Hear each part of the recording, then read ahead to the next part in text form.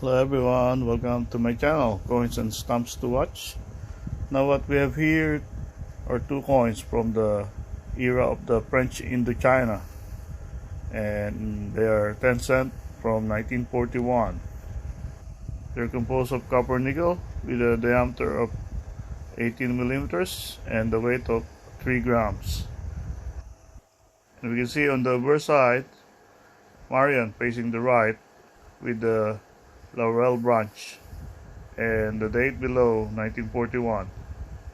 We can also see the lettering surrounding Marion that translates to Republic of France, and the letterings P. Turin or Pierre Turin, which is the engraver of this coin. And on the reverse side, we can see the rice plant dividing the denomination 10 centimes, and the lettering surrounding it that translates to French Indochina. Its edge is wreathed, and it is minted from the San Francisco Mint in the USA.